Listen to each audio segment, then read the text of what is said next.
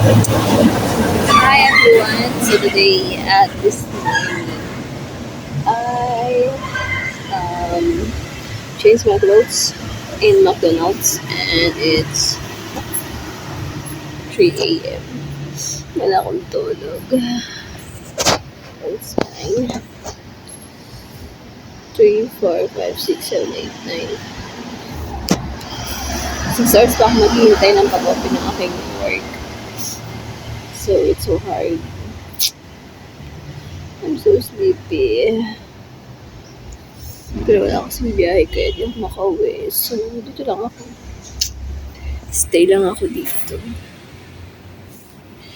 Ay, sana lang lumalabat ang cellphone ko para tuloy-tuloy ang aking pag-vlog sa inyo.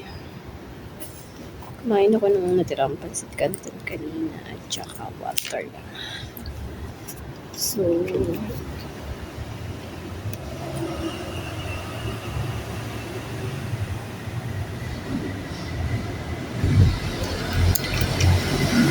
hindi ko alam kung bakit pero alam niyo yung punta ako sa Jollibee na parang yung mga bagets doon na nandun is yung tawag dito?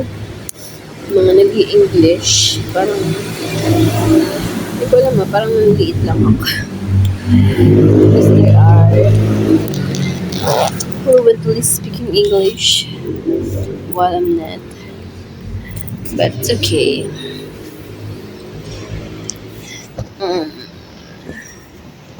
I can understand naman sila. Pero parang bang hindi pa rin yung level ng araw nila, di ba? Parang support na nila. Pero syempre, kahit ano man ang talim nila dito, parang sa experience ko, sa experience ng ibang tao, hindi na makapatay. Yun nga lang, they can afford the power because of money. So that's what I think. So today, I'm here. Okay. Mag-bees na ako. So happy. Antok ako. For sure, meditating ko na yung antok ko. Kasi nga, I need to save money. Tapos na, ngayon ko pa nakita na wala na pala akong pants. Wala akong magpalaw. I need to laundry. And then, it's so hard for me to take, they're not taking shower. Ang kati na ng ulo.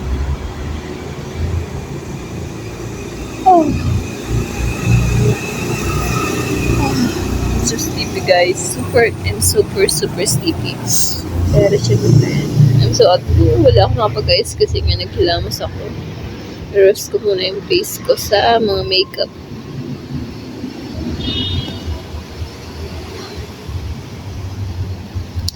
And very thankful ako kasi ngayon parang I learned to let go people. Parang even it's a year, I really miss the things. But now I need to let go. It's time's up, it's over, and then I learned that it's part of me that I cannot have again. So that's what I want now. Just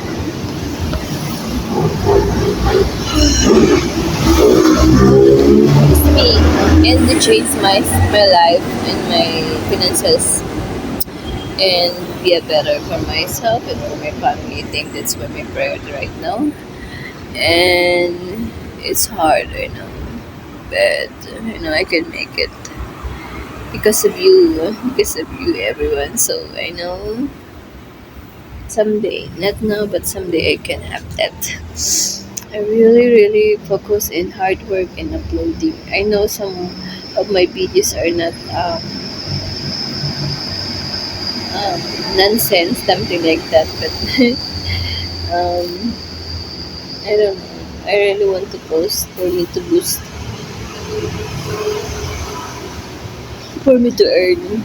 I hope that it happen. Maybe this year or next year. I hope. And Hope everything will be alright. And thank you everyone for always be there for me.